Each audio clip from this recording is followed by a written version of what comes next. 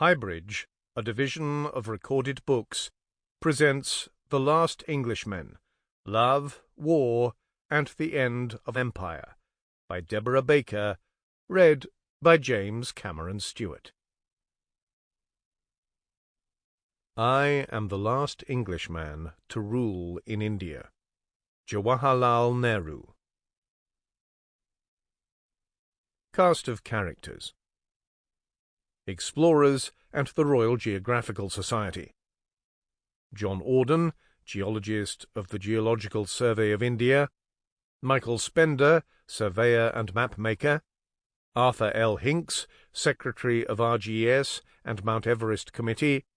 Eric Shipton, explorer, leader of the 1935 reconnaissance of Everest.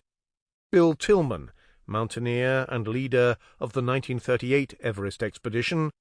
Bill Wager, Greenland geologist and Everester. Frank Smythe, leader of the 1931 climb of Kamet, Everester. Hugh Rutledge, leader of the 1933-1936 Everest expeditions.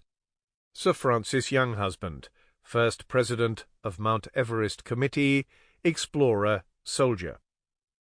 English writers: W. H. Auden, Stephen Spender, Christopher Isherwood, Louis MacNeice, and George Orwell.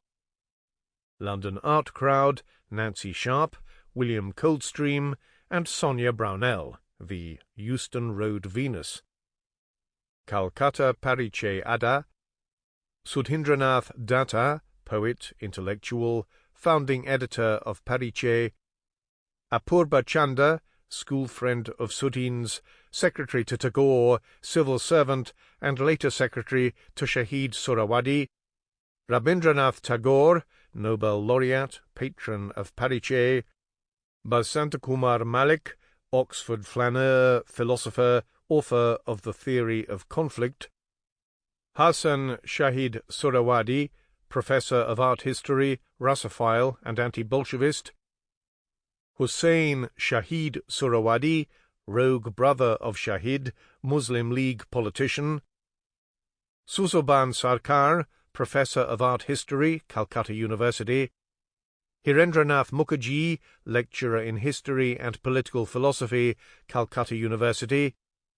Humphrey House, Oxford friend of Suzoban Sarkar, lapsed cleric, professor of literature, Calcutta University. Michael John Carrett, Indian Civil Service officer. Reverend Michael Scott, vicar. Mulk Raj Anand, novelist, Indian nationalist. Protap, Bharat, Mini, Anila, and Sheila Banerjee, grandchildren of W. C. Banerjee, first Indian president of Indian National Congress. Lindsay Emerson, editor of The Statesman. Sinbad Sinclair, Burma Shell executive and husband of Eleanor. Jamini Roy, painter. Sarojini Naidu, poet and Congress leader, secret diarist.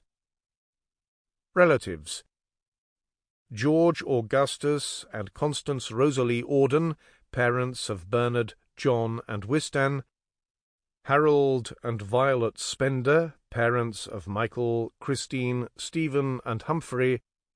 Aunt May and Uncle John Alfred Spender, editor of Westminster Gazette, writer on India, aunt and uncle to Spender children. Uncle George Ernest Schuster, finance minister of India, uncle to Spender children. Granny Schuster, guardian of Spender children.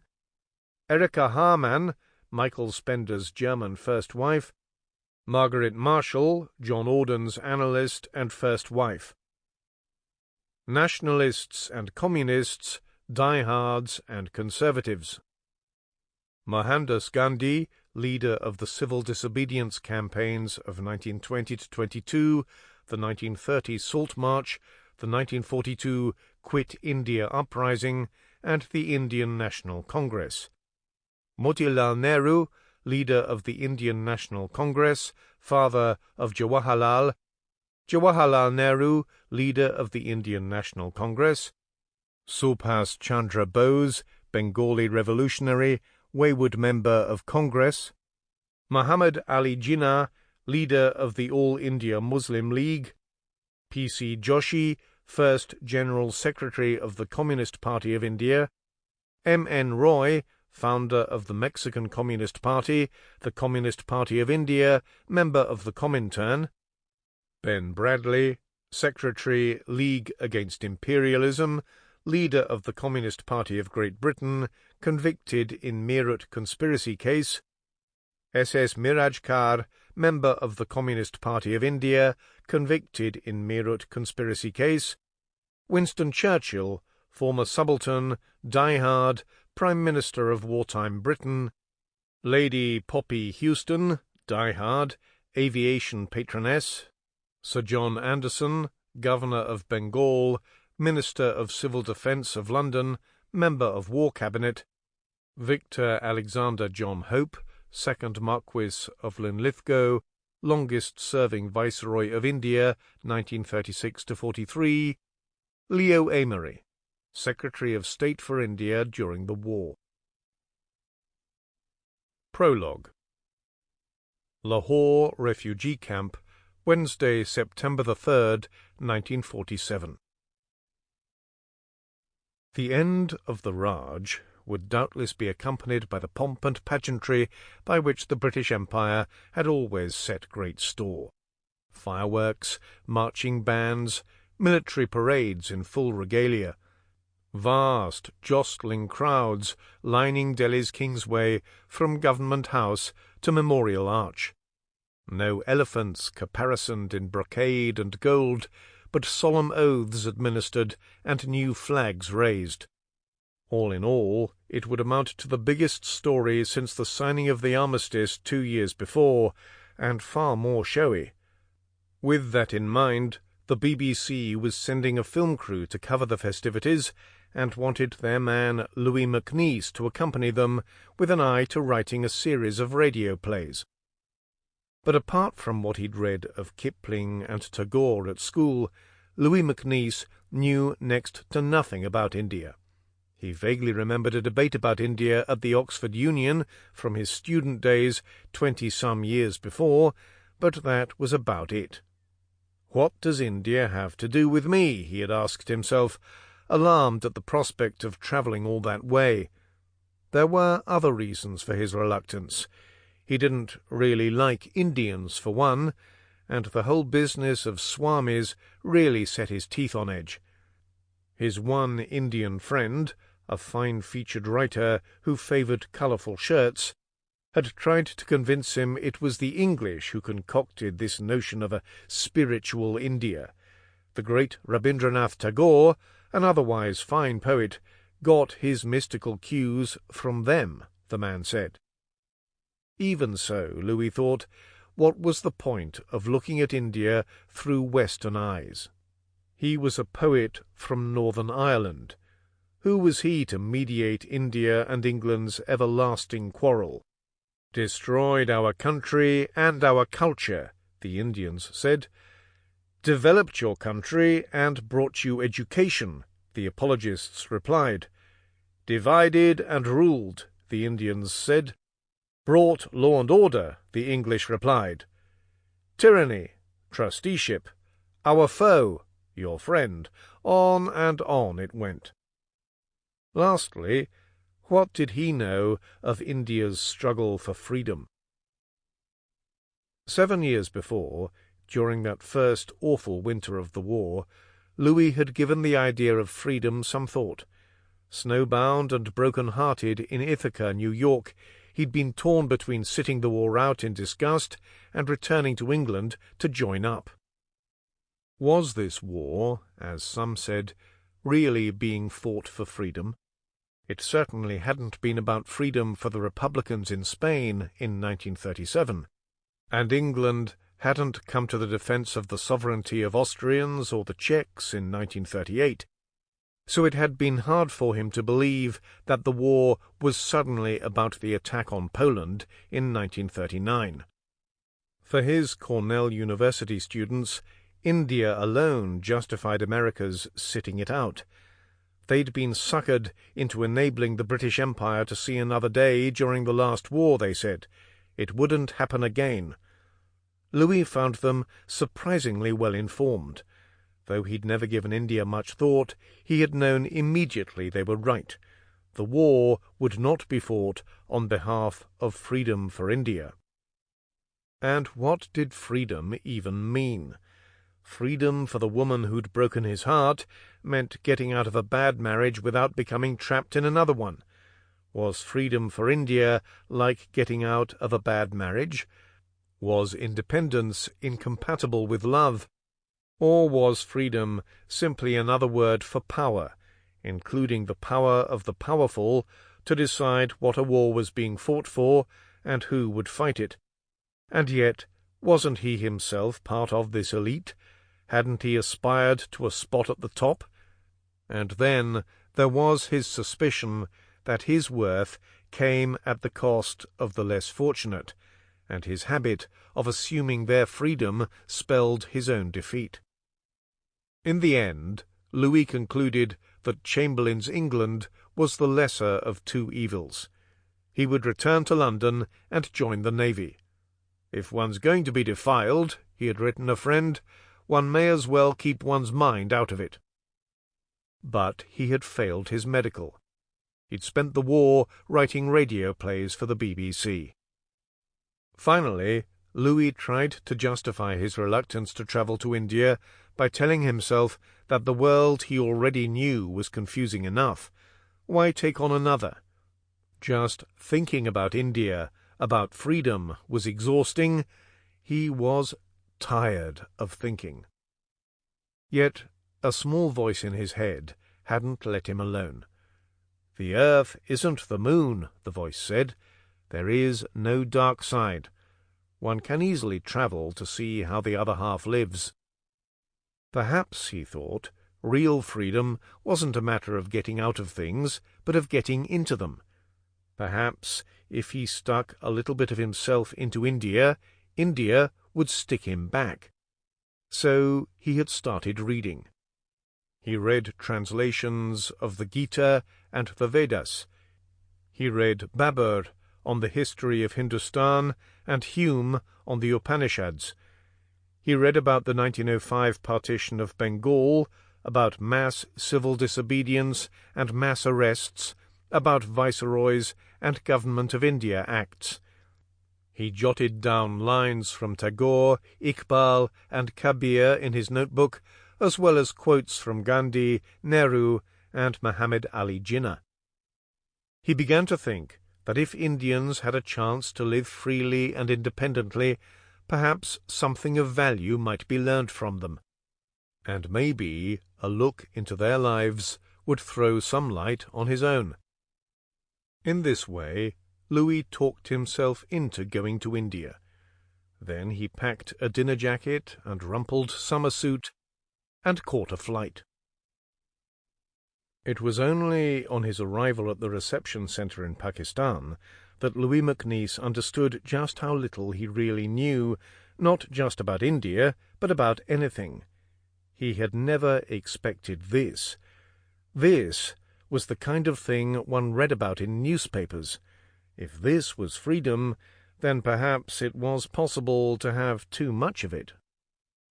The reception centre was west of the Indian border, just outside Lahore, in the freshly divided Punjab province. 2 weeks after the Independence Day celebrations had ended, Muslim families were still coming through the centre's gates, joining the 30,000 already there. Fearful of what would happen if they stayed in India, these families had run the blood-soaked gauntlet on the road to the border, a biblical-size exodus that stretched to the horizon. For 7 years, Muhammad Ali Jinnah, the leader of the Muslim League, had held out for a dream of a Muslim homeland, a new nation he called Pakistan. That dream had ended for many in the nightmare that greeted Louis now. The first woman he saw had a fixed expression on her face. Someone told him she was looking for her son, and by then Louis knew she wouldn't find him. The second woman was holding her child the way a little girl might hold a doll cut open with a penknife. 20 miles away, in Sheikhupura, the victims were largely Sikhs. Before they could make their escape in the other direction, across the border to India, about 1,500 of them had been set upon by Muslims. A good number had been shot, stabbed, speared, clubbed, or set on fire. They lay in a field hospital with 80 beds and one doctor with no medical equipment. Their faces, too, wore a look of puzzled abstraction. He found the third woman outside the compound walls. She was lying on her back in a gutter with her legs splayed out. Her skirt was covered with blood the colour of rust, and an iridescent spiral of flies moved over the spear wound in her side. The scene struck him as something for which the word tragic was both too precious and miserably insufficient. But what other word was there? The BBC cameraman, used to Louis MacNeice's air of icy indifference, was astonished to see him suddenly come to life, loading a family of Sikhs into a lorry and barking at the Punjab boundary force to get them out of there. From Lahore, Louis went to Peshawar in the northwest frontier province to meet the eagle-eyed frontier Gandhi, Khan Abdul Ghaffar Khan.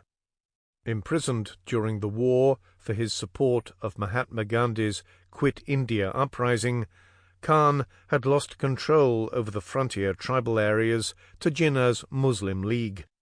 Khan told Louis that if Jinnah didn't accede to his demands for an independent Pushtun state, "We will do what we have to do."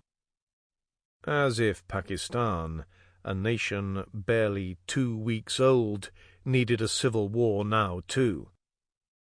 Khan was undeniably a personality, Louis noted, and on the frontier personalities appeared to matter. And weapons. A dozen bearded tribal chiefs from Waziristan had travelled down from the hills to seek Khan's permission to march on India. The situation was akin to another era's warring Scots, Louis supposed, or the blood feuds between Catholics and Protestants in Ireland. Still, every historical parallel he grasped at felt inadequate. The dead were now said to be in the hundreds of thousands, and the bloodshed wasn't near over. An ox of a man, with a black moustache and a chest crisscrossed with bandoliers, had stood plumb in front of him, and in compelling and incantatory Pashto made a cutting gesture across the neck to indicate his plans for the Sikhs, and again with the cutting gesture the Hindus, and one last cutting gesture anyone who tried to stop him. On his arrival in Delhi a month earlier, Louis had been astonished to find the BBC van cheered wherever it went. Even the Viceroy of India was hailed, "Pandit Mountbattenji ki jai." A few months before, he was told, it had been a different story, but on the eve of independence he'd seen little evidence of the acrimony he'd been led to expect. It was hard not to conclude that Indians had been united only in their hatred of the English, and once the English had left, they could at last turn on each other. Nancy might have said that India had been freed from one bad marriage only to get trapped in another. The London papers were already gloating. The carnage on both sides of the Punjab border was proof Indians were unfit for self-government. But who were we to feel superior, he asked himself.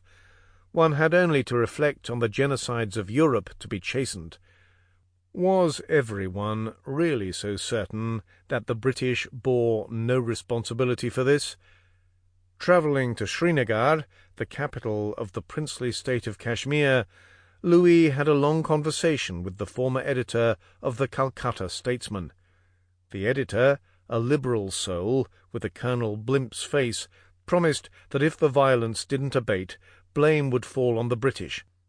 Britain's sole justification for 2 centuries of rule, he said, was that through lofty, selfless, and balanced administration, Britain had unified India.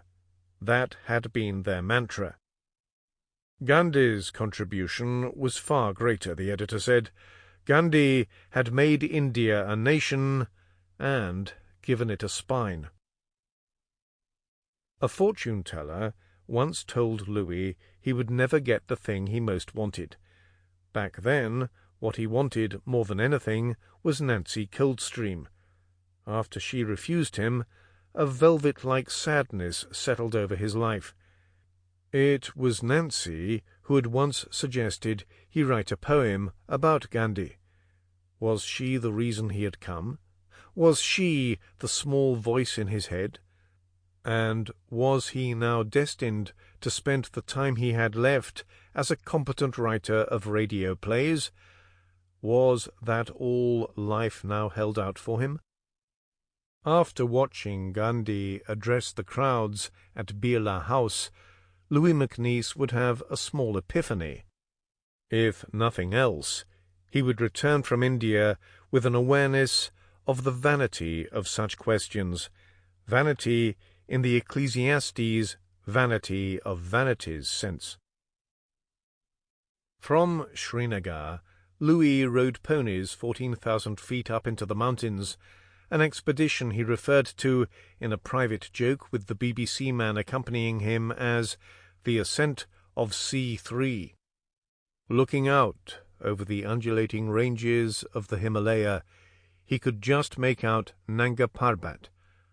Once upon a time, Nanga Parbat had been Nazi Germany's Schicksalsberg, its mountain of destiny, just as Mount Everest had once been England's. A vanity, if there ever was one. With its white mane of snow, the mountain looked like the tiny head of a lion, one that seemed to float between the clouds and the horizon, like a spirit eternally trapped between heaven and earth. Part 1. To live as on a mountain. I wanted to be as great as Caesar. As great as Caesar. I wanted love. Nothing without trying, you know. To fly the equator, control a Blenheim bomber, and, floundering, I wanted admiring eyes in a restaurant. John Auden, 1938-1939 Journal. Hunt the lion, climb the peak, no one guesses you are weak. W. H. Auden, 1929 Berlin Journal. Chapter 1. The Lakes. Skelgill Farm, below Catbells, Newlands Valley, Cumberland, August to September 1917. The path from the farmhouse door led past a clump of blue willow herb, through a green wicket gate, and down a slope that fell away into the valley.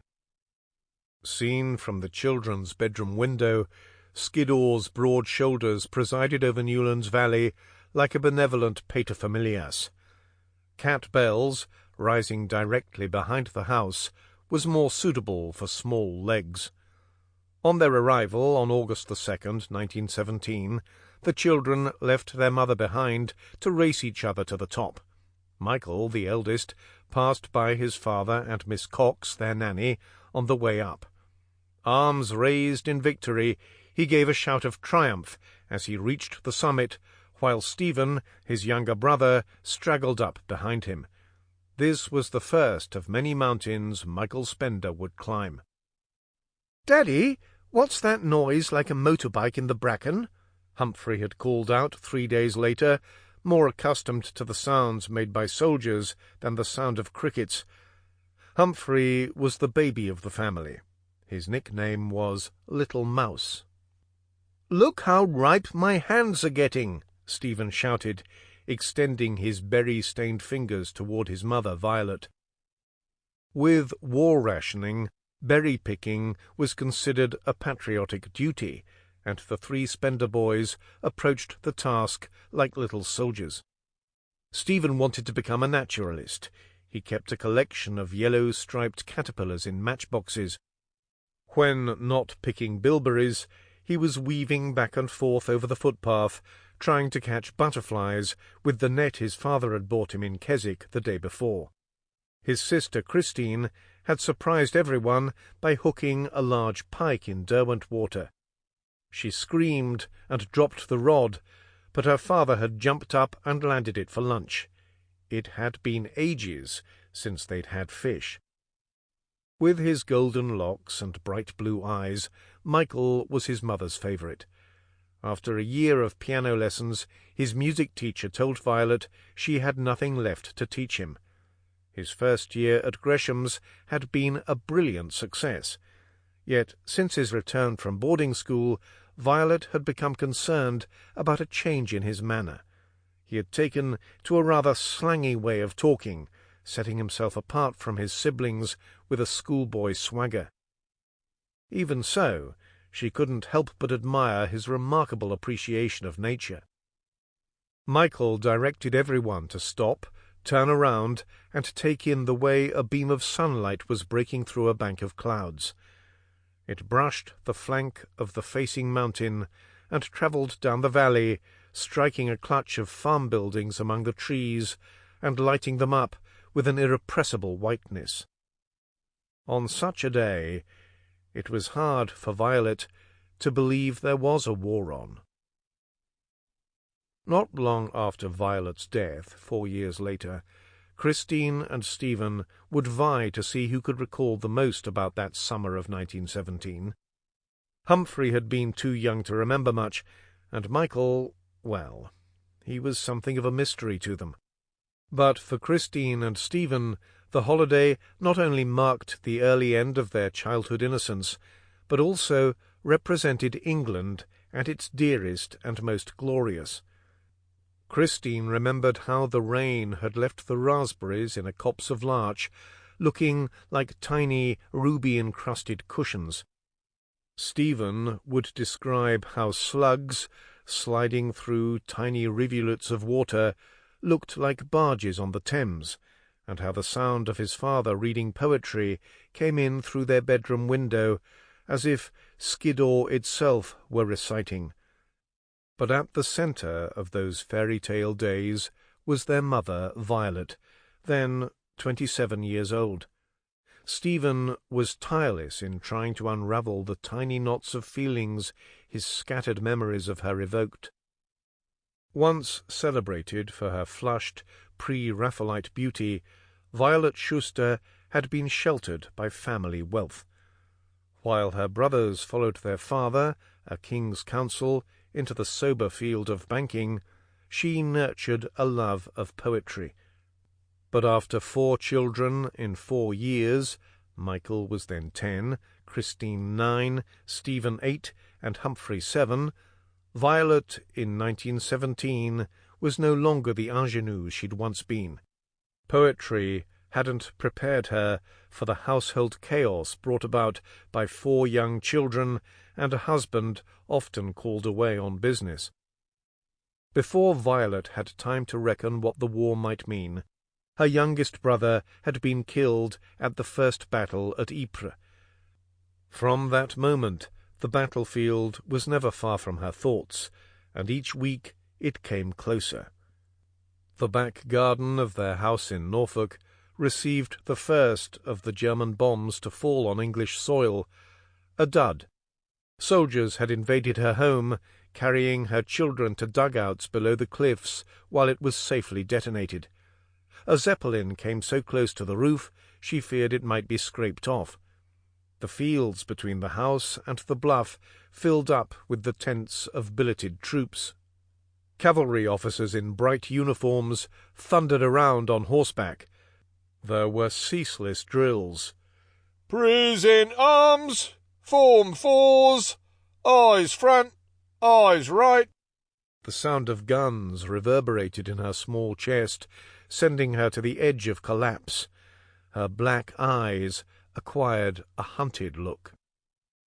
In the summer of 1917, it had taken several days in the Lake District before Violet realized that lowing cattle and the drone of hay-mowing machines had replaced the sound of guns. Yet what... Sample complete. Ready to continue?